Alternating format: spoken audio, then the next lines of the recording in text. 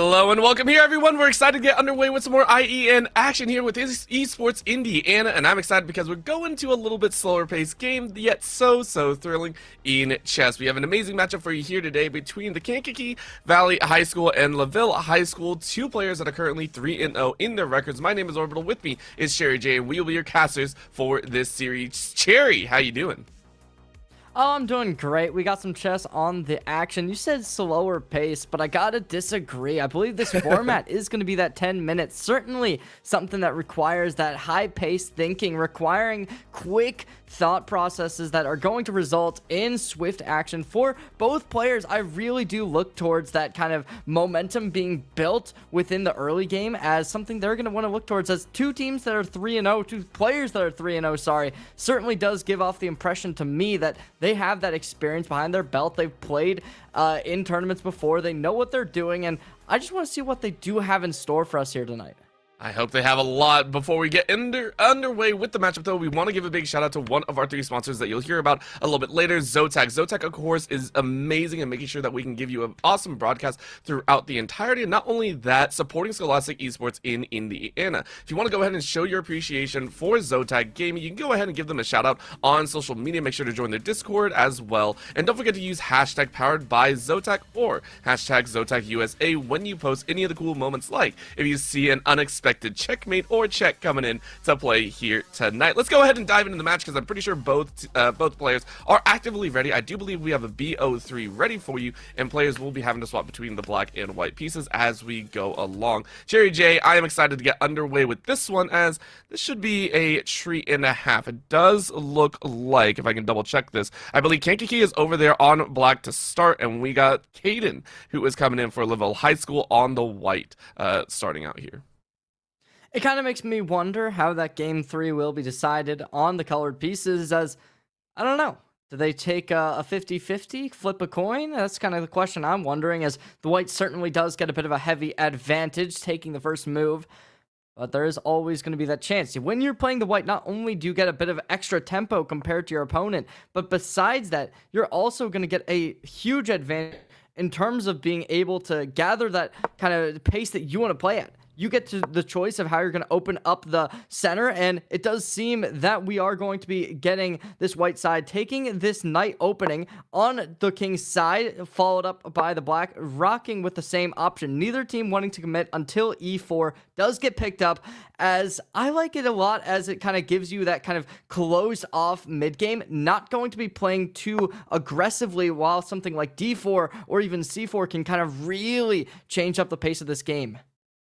I mean, so far, starting out with what I believe is lovingly known as the Zuka turret opening. It's a little bit silly with the Knights. I personally used to play it, but granted, I didn't develop my pieces as well as I probably should have. So, you know, you take that for what you will. Both Knights currently opened up by the side of Kankakee. They're trying to run a little bit more, but now bringing out their own bishop as well, moving it into attack row, leaving the spacing open. Castling completed, allowing a G1 pace for Caden, tucking their king away and maybe enabling that rook to pop out and defend on the E4 space.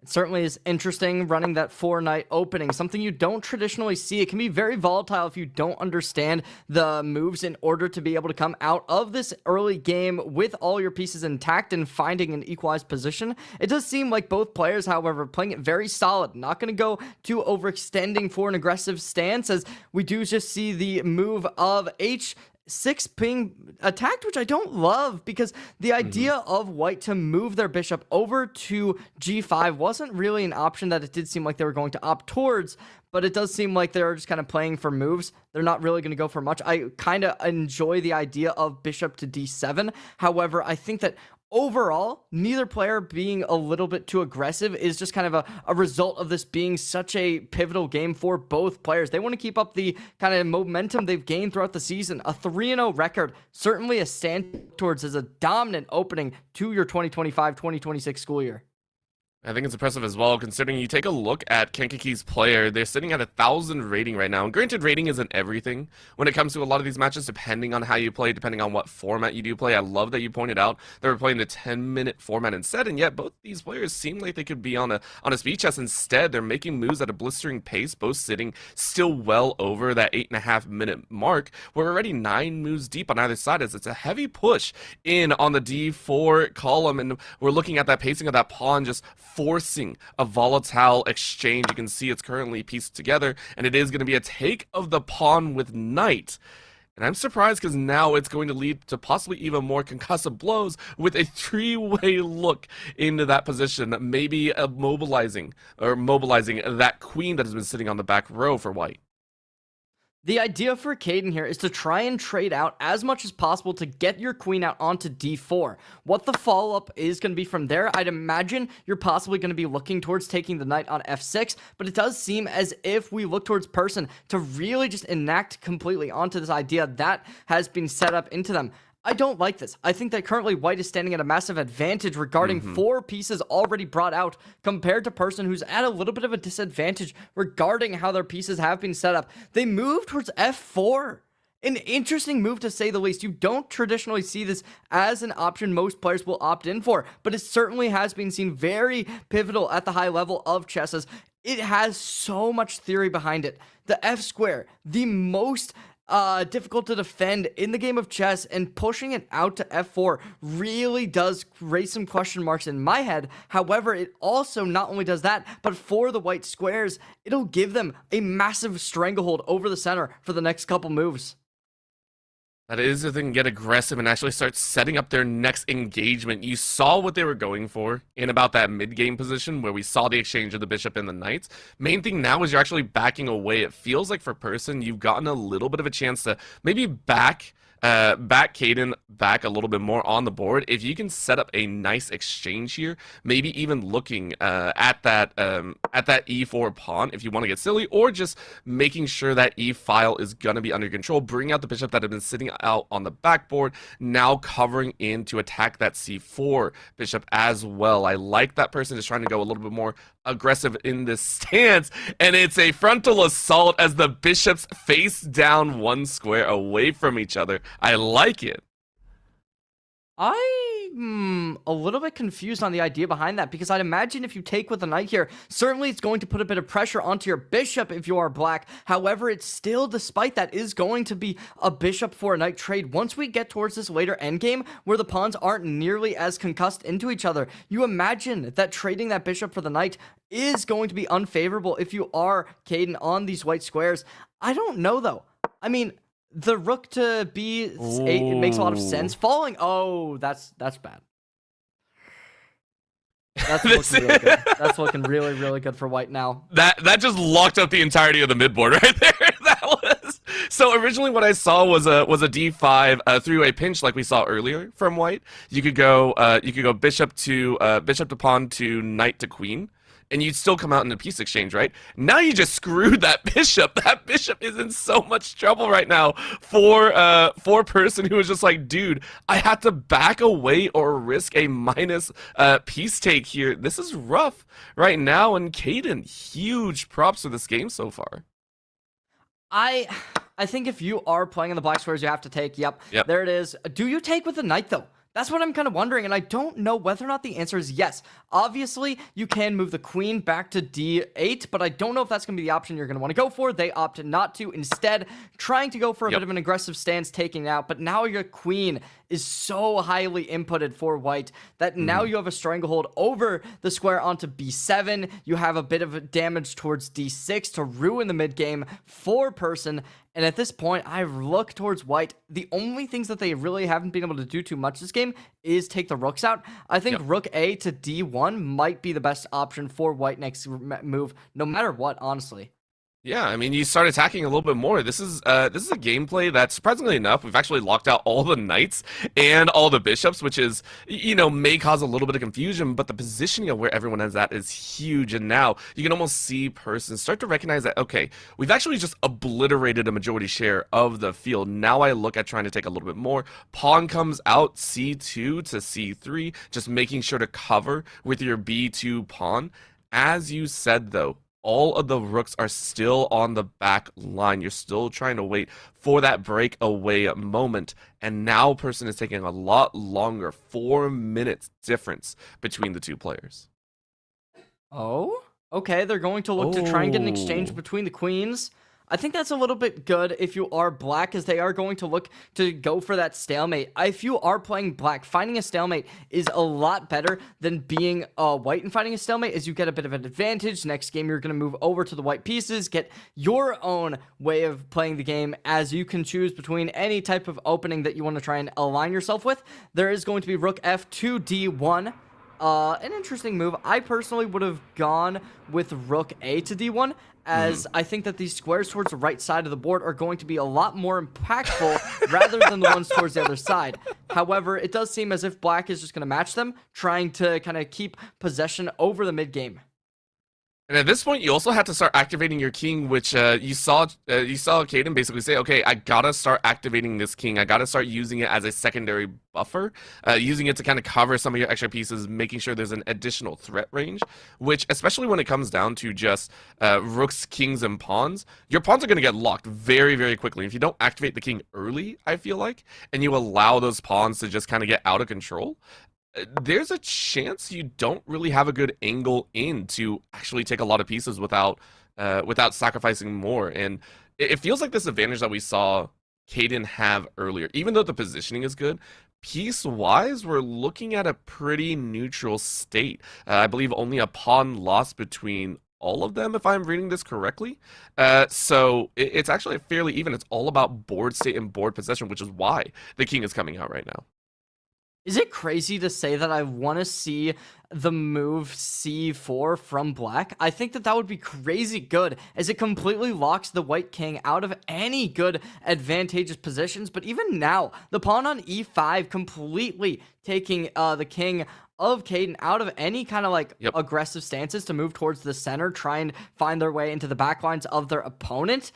I don't know how this game's going to get open up. I think that white may perchance play b4, as that would give them the most opportunity to be able to find a win. But if your response is c4 from black, that kind of just puts you in even more detrimental position. So I kind of look towards a lot of moves as it could work, but it is a double-edged sword. But I don't know. You have any ideas? No, not really. This is the point where I think when we looked at how Caden played, you were so focused on the early mid exchanges that you forgot what happens when the board is kind of spaced out. And both players are actively sitting here going, oh, like things went a little bit sideways, right? Like I think for Caden, you sat there, and I like this move, pawn to b4. You go ahead, push up, you kind of say, okay, I recognize that c4 position could be huge, but I need to attack in another way. Now, as you said, though, for black, you could still lock up this center board. You could really force this d file to be the only option for what I feel like is either player right now. Keep in mind, though, for white, for Caden, you still have the G and H pawns to still move up and look for some sort of move here, some sort of attack. There's that move, though, Cherry. You called it almost perfectly, and it is going to be set up in a nice little stranglehold. No pawn movement on B or C.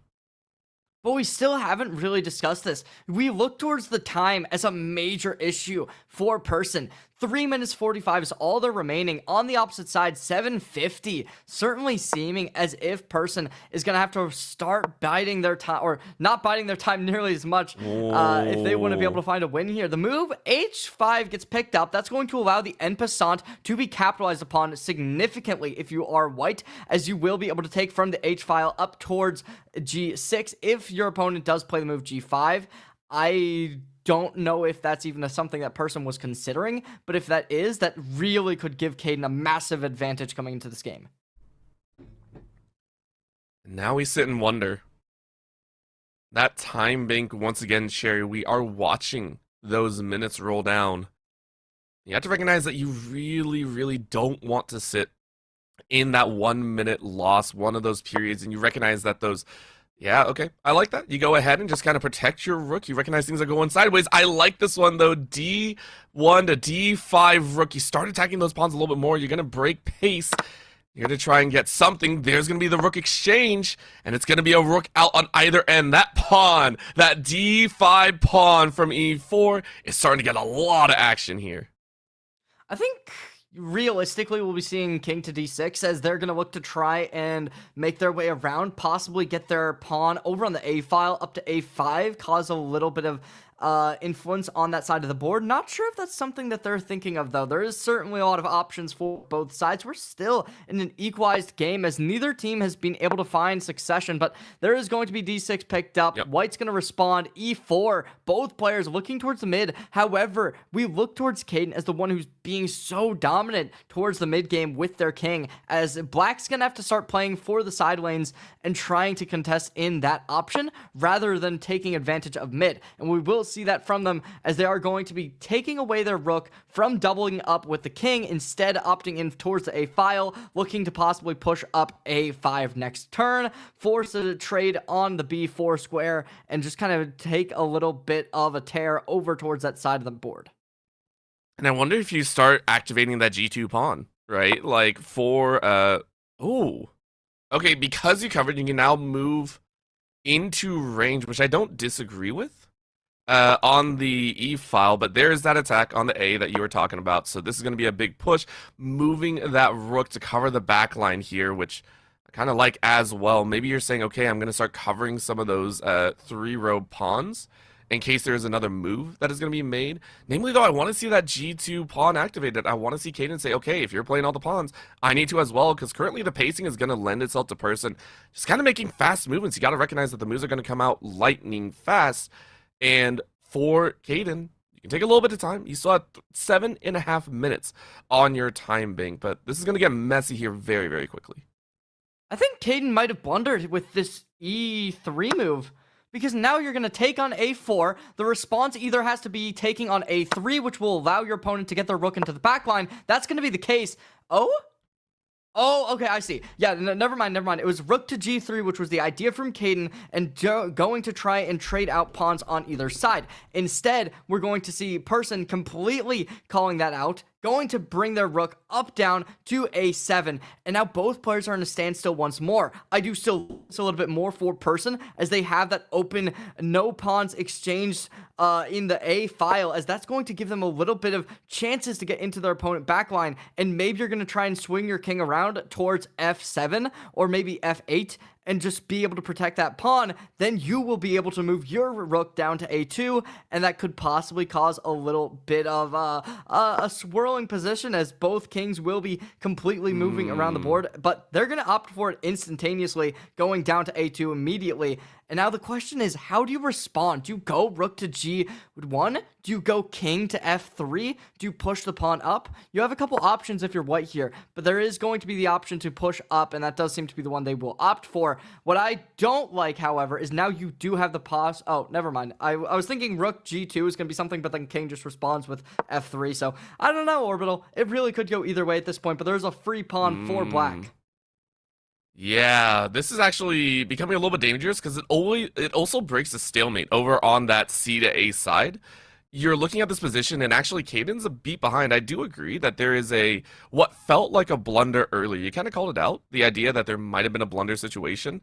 I think you're just now a beat behind. Caden has always been on the forefront so far, and I have a good feeling Caden is going to start using this time bank that you're currently set at alongside a file, forcing a possible check. It's a great call out. You say if you're going to attack, you're going to attack. And for person on the other side, for Kankakee, you're like, oh dang, do I take the pawn or do I try and maneuver away? This is going to break that monotony, break that stalemate that's been in the middle of this board for so dang long. You have to recognize that in about 2 moves or 1 move, you're going to have to move that king whether you like it or not. Yeah, I think you move the king here. You can't take the pawn, because if you take the pawn, rook to a7 is going to be picked up, and after that, I'm not sure how you're going to be able to defend that. Oh, never mind. They opt in for 6 first, And now there's actually a way to defend it. If you go rook to, or king to e7, sorry, that's going to be forcing another check from white onto a7, and then they can't take the pawn anymore. Because of the fact that you've had that extra boost of tempo, it gives you the option to play onto f8, and now they're going to get exactly what they were looking for. So much space to be played.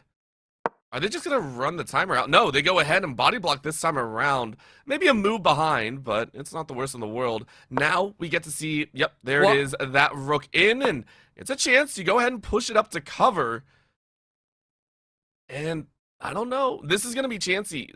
Again, we recognize that if you go ahead and queen up on that position, it's going to be taken right away. So do you exchange out? Do you lose? No, you block in between.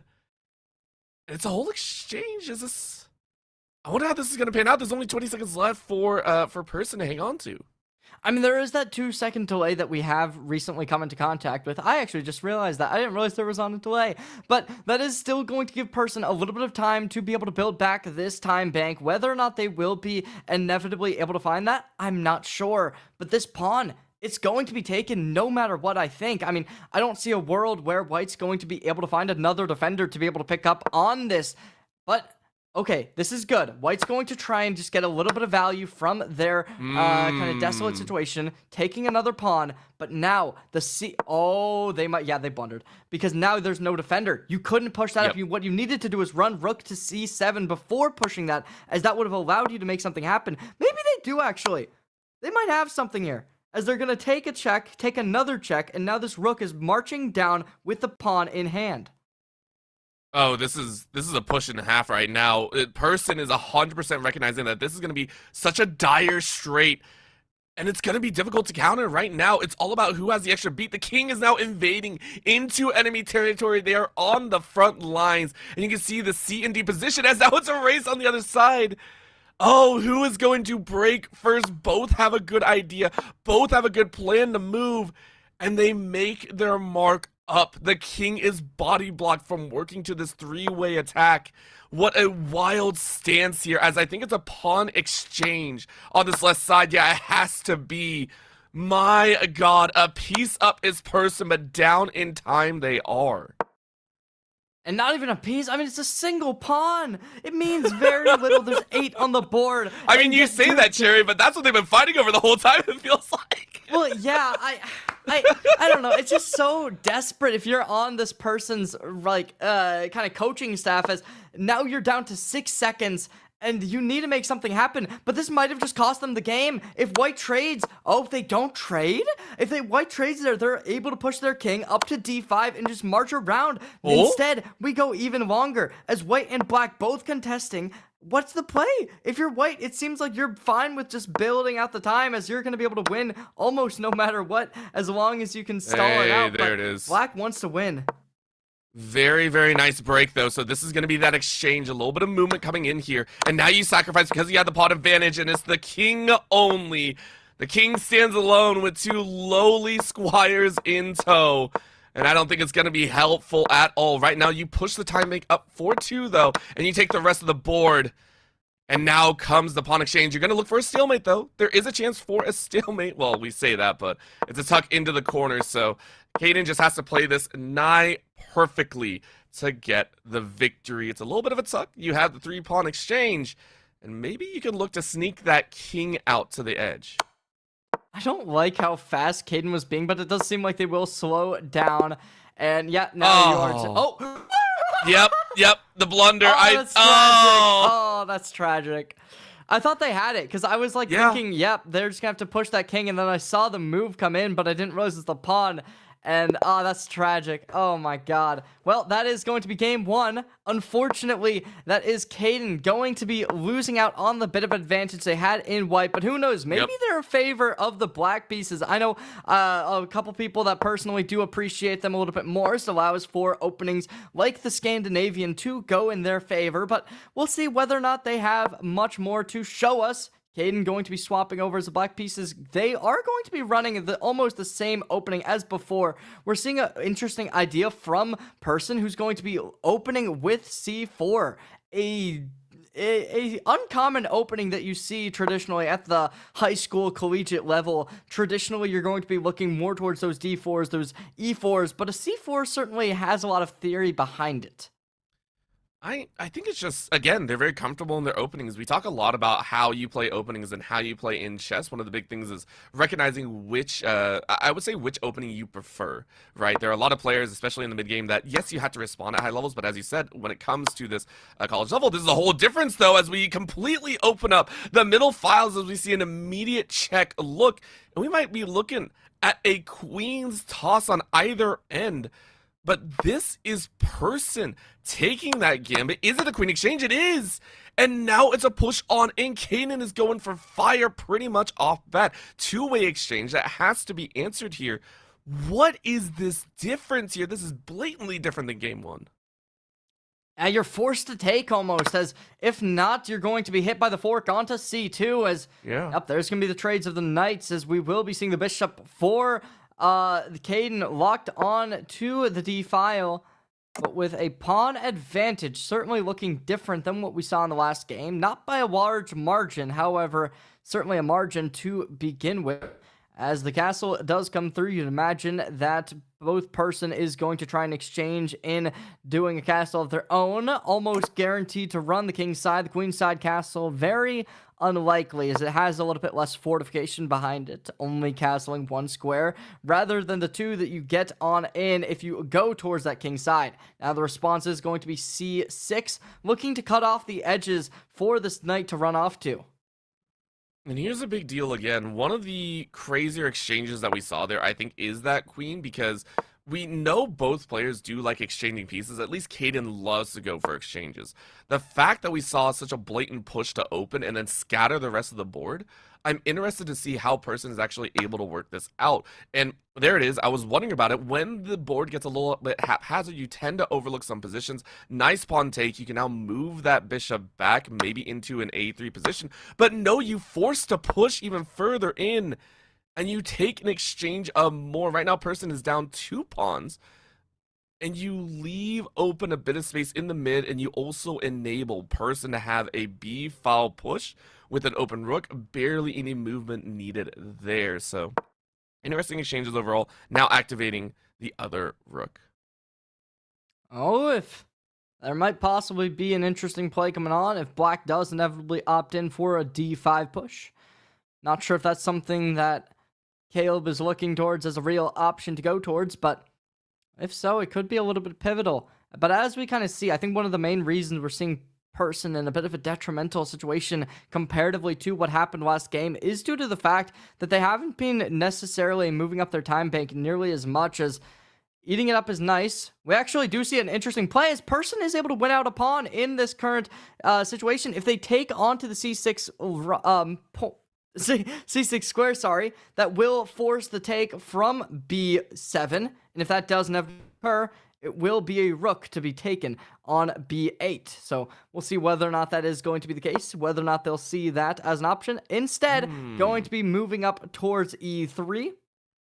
And maybe the idea here is we want to try and just get a little bit of pressure on, but now the idea that they recently had is going to be lackluster if the rook moves back to A8.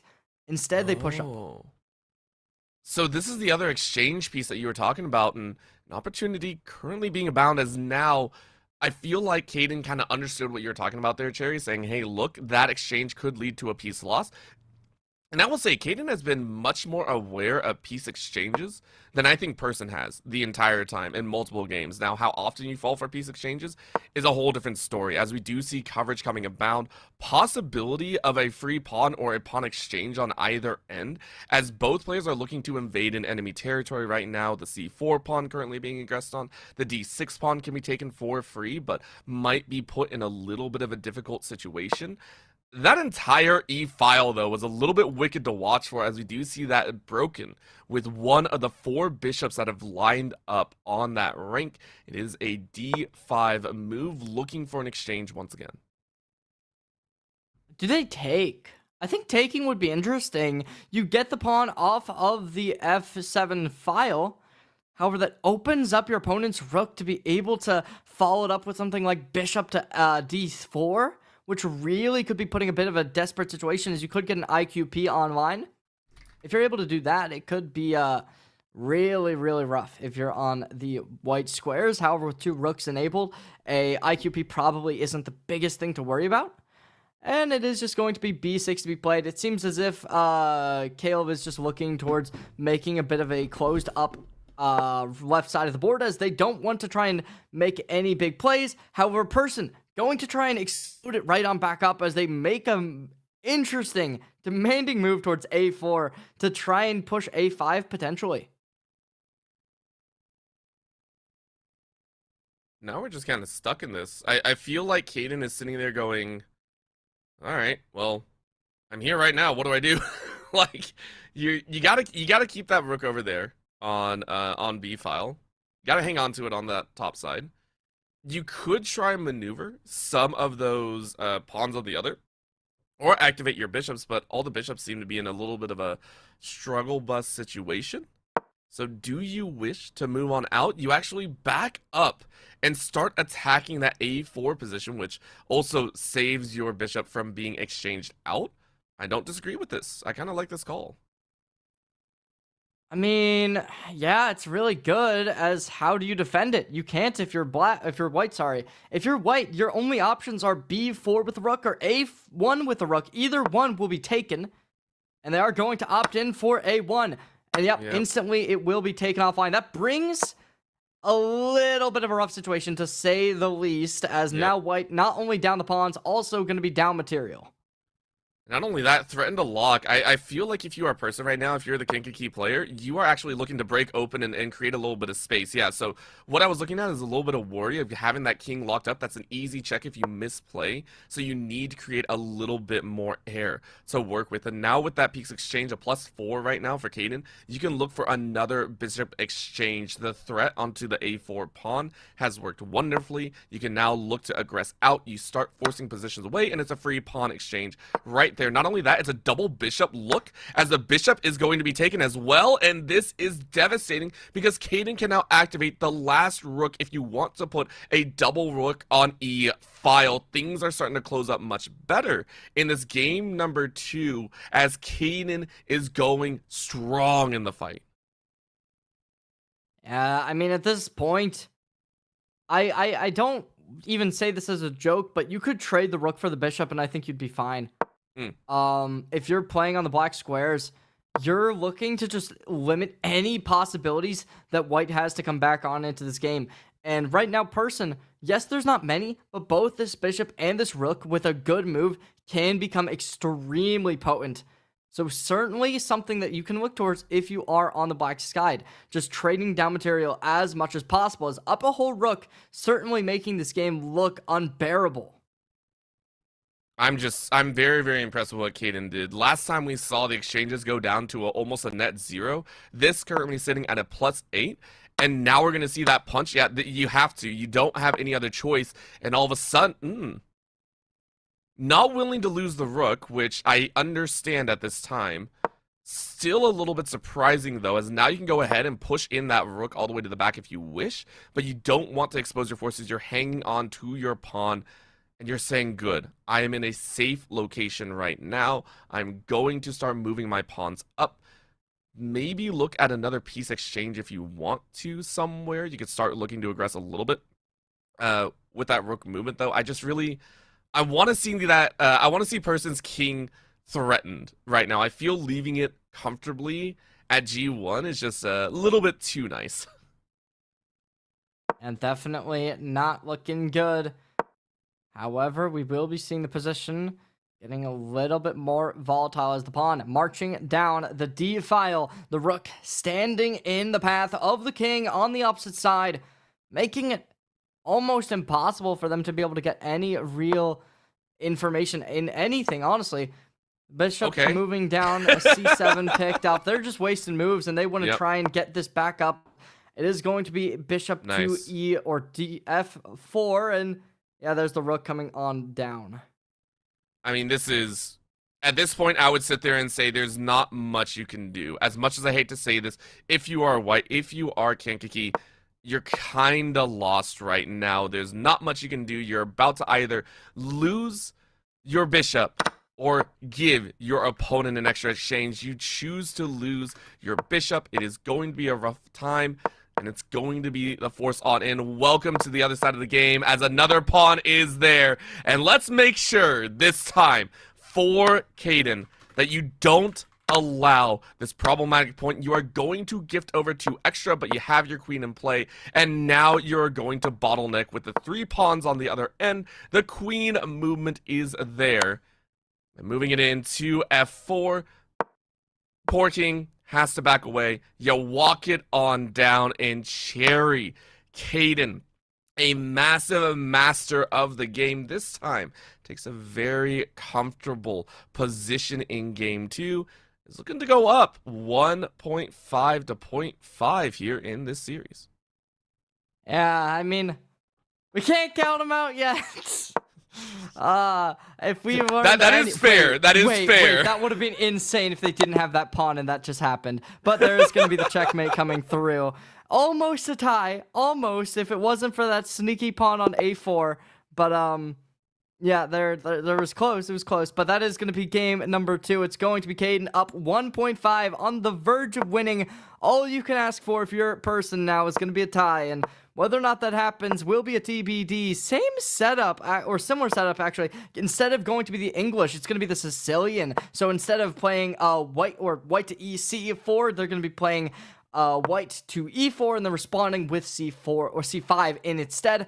And I like it a little bit more, a lot more conventional as an opening. I mean, personally, I'm not the biggest fan, as I play against it a lot. My dad plays it, and I hate it. I'm very bad at playing into it. But yeah. I like how you just like, I hate this. Like, why are we doing this? I don't want to see it. It's a bittersweet moment. It's real though. And again, we get to see this position where the mid is currently populated by the 4 knights, and now it's an exchange out though. So a much riskier gambit here, I think, because you open up that king file once again. So I feel like Kanan is starting to recognize that, hey, if I can start putting down early pressure into this game, it actually allows me to get a foothold over, because person is so focused on defending their backline. It's such an interesting place to play. The king's face down across the battlefield. There's going to be that exchange over. And look, now you can't have that favorability. It is going to be a change of pawn to knight. But again, that space is being taken, and person always has to be a little bit worried about that. Ooh. Okay, I think that's an interesting idea coming in for the white side, as usually, we're seeing a lot of pre-moves coming out. Looks like both players have just that intuition of, yep, they're going to play this, don't matter, we're making the move.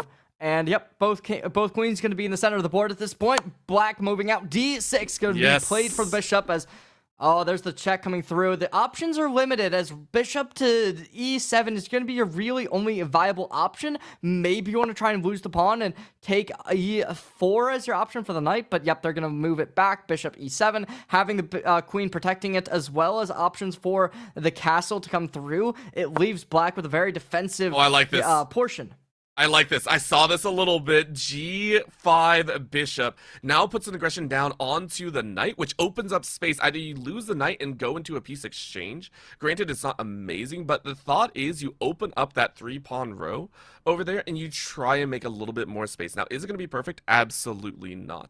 However, if you do move that knight, you are going to leave that G7 pawn. It's a very blatant attempt at a piece grab, I will say, coming out from Caden, but I don't think it's a terrible one in the current exchange. Not only that, you open up the rest of your rooks to play. So if you wish, you can get a bit messy with it right now.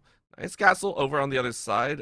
Person making sure to stay free from that possible king move and locking one of your rooks up. Alrighty, we take a bit of a gander back on over, as more moves will be incoming, with the bishop eliminating each other, taking hands for hands, as now it's going to be the queens in the center. Will they trade? Put the knight on d5. Opting in for it certainly would be an interesting idea, but it does seem like it will be the case, as the bishop on the b file now will be traded in for a pawn, as now the rook contesting it, going to have the ability to take that pawn over on b7. So it is a bit of a double-edged sword taking on b2 if you are black, but I personally do favor white in that trade, is now with the rook onto the 7 file, it gives them the chance to eat away at all these pawns, creating pressure every which way. I mean, Sherry, this is a piece of work right now. Look how dead this middle field is. It's so chaotic. That's going to be a pawn move up the A file, and let's see if it works out in their favor. Certainly seeming as if it could, but we just kind of make a little bit of a trip as, I don't know. All right, like, it makes a lot of sense putting the king on F1. You want to get your rook out ASAP. However, I don't know if that was the best option they could have done there. I kind of like the idea of moving up C4 as it is isolated. No pawns on either side of it for black is going to mean that they're going to have to heavily invest to try and take it offline. But now you have a little bit of protection for your king. It certainly isn't a bad idea. I don't know.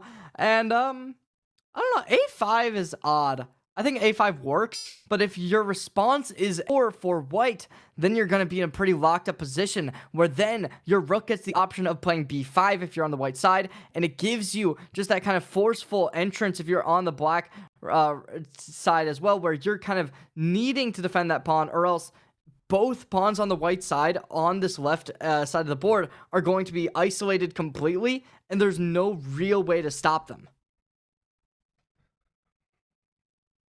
We finally get a moment to breathe. As Person says, this is the fewest pawns we've had with the most amount of backline units around. We have 2 rooks and a bishop versus 2 rooks and a knight. A little bit more mobility on the end of Caden with that knight in case things get messy on the F through H files.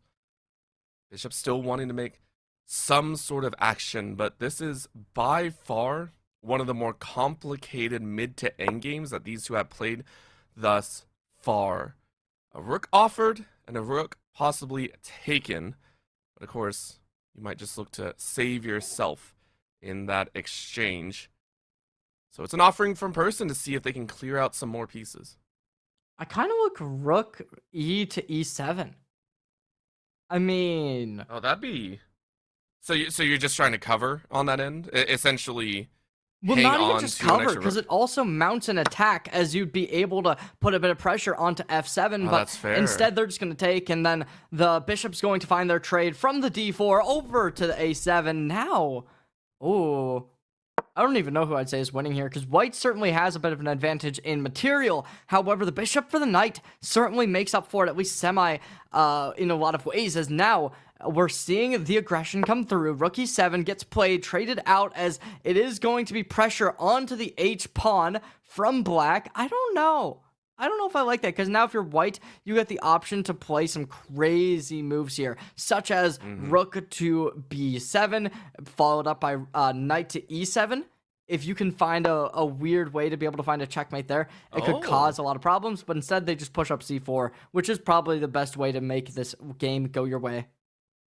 Yeah, I was going to say, I like the idea of exchanges. It would be in very Caden fashion as well, willing to trade pieces as long as like a +1, +2 in material. Right now, you're only sitting at a +1, but this is a much more, I want to say, conservative answer and a conservative play. You're actually saying, okay, I need to net myself a better position because the right side is so undefined right now. Massive move in, though, as you lock that bishop in for battle. And I think Person got a little bit too hectic because you're going to lose your bishop either way. What happened? Oh, Kankakee, you unfortunately have given yourself such a weird position to be in, and you had to break away, as now there's a possible fork as well. Oh, things have gone disastrously as it's all kind of breaking apart. Oh, as we are going to be looking, it's a +1 advantage still, as the trade does come in. You can't move that rook. Just do it. Please don't move that rook. I'm looking at Person. Just don't move that rook, my dude. It's rough. It's rough. Yeah. I mean, it does seem as if this game is going to be cut and dry. Maybe you play H6 to be able to get a little bit of leeway for your rook, but oh, this is bad. I don't know if I like that move either. Rook Nope. E8, on paper it looks okay, but at the Wait, same no! time, of course...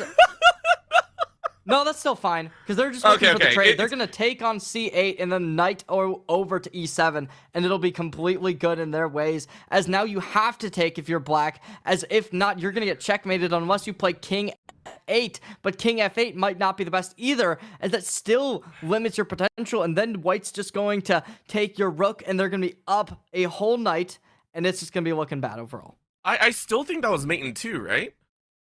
Or Oh, mate for in what? 3. There was mate in 3. So if you kept white rook on C7, you push knight to E7, and you force a check. Oh, I guess you don't have to take. I guess that's on my end. I guess. You just push up with the king over to F8. I see what you're saying. And I think that would be okay because at that point you still just get the trade. But this is even worse now. that is 100% true. 100% true. 100% true. Or no, I just look at this as kind of like, if you're black, the best way to win this, in my personal opinion, you got to push those 3 pawns on the right. If you don't push those pawns, this game's over. Or you just wait for your opponent to blunder. That's also a thing. We've seen Person having some good ideas, and they've been able to find draws before, and that's certainly something that they can look towards, as there is going to be this. Yeah, they're just going to push up. I don't know how. Okay. I think there is definitely the possibility for a draw. It's just going to be very, very unlikely. Yeah, and I like this. You went ahead and saw the two pawn push up. Now you're going to see that force, and it's going to be an exchange of pawns over on that end, maybe. There is a way out, depending if you're talking about blunders. If you're wondering about the blunder set, now it's going to be an angle. Yep, you go ahead, push up. It's going to be a full pawn enforcement.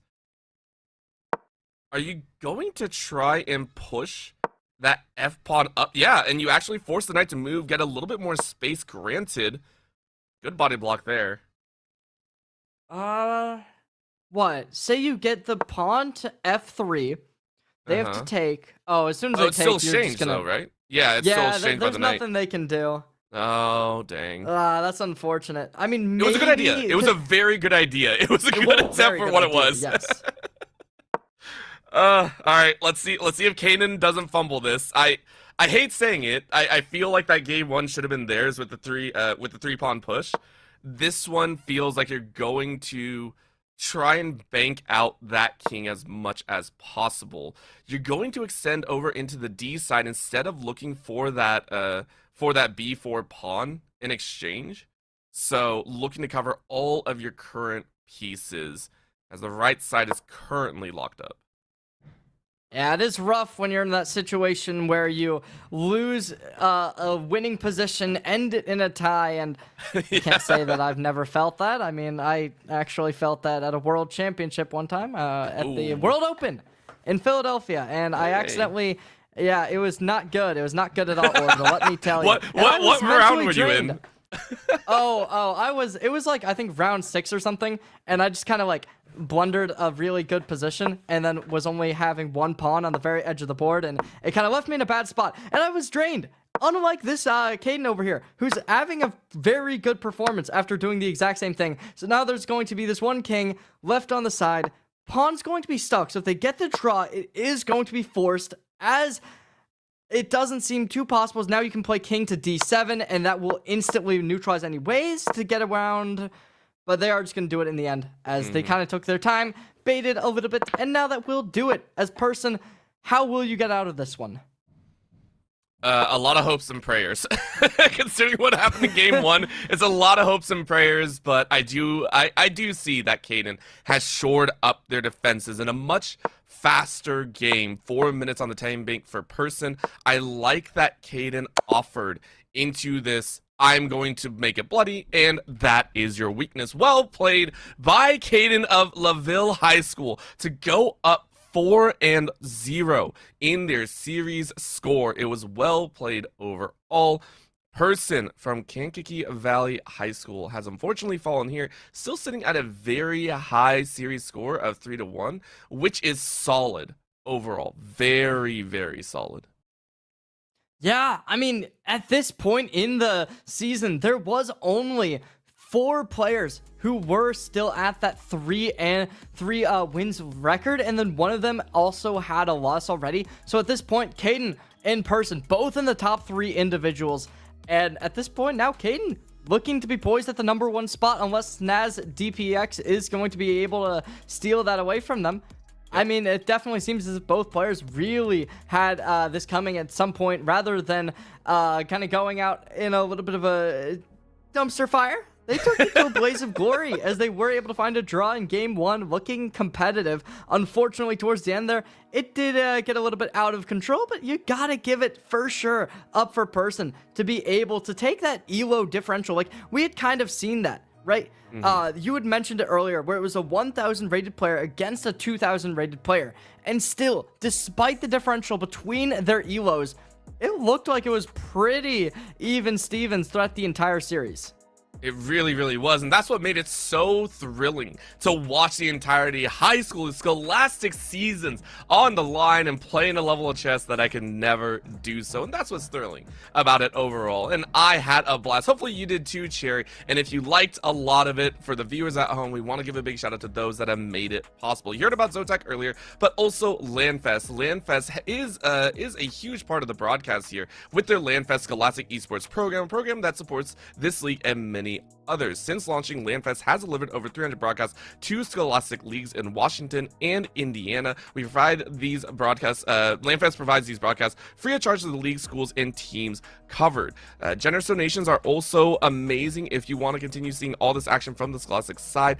And again, for every $200 raised, it covers the operating costs for one regular season broadcast. Of course, if you appreciate all the work that LANFest puts into this, please go ahead and donate whatever you wish, or also your time. We appreciate every little bit. Not only that, for players that are looking to take their level from the scholastic to the collegiate, there is LOS Portal or League OS Portal. For those that are hoping to enter into sports or esports in any other form, you can go ahead and start building out your own player profile, and of course look for hundreds of collegiate esports programs at portal.leagueos.gg. Scholarships exist for players, shoutcasters, and more, so list all of your talents, and also look for verified college coaches that are also searching LOS Portal now for you. Sign in to manage your prospect profile, where your stats are automatically updated if you're an IHSEN student, and of course LOS Portal is also free. Do not miss your chance to be discovered and show off your own skills moving into the 2026-2027 year as well. Thank you so much to everyone who tuned in. I know that was a lot to talk about at the very end. Hopefully you enjoyed Caden from LaVille High School keeping their undefeated streak alive, and hopefully you enjoyed our voices. My name is Orbital. With me has been Cherry J. We had the ever so fantastic Connie, as well as, I believe, a Mobug on the production side. And we'll see you all next time for some more Indiana esports action.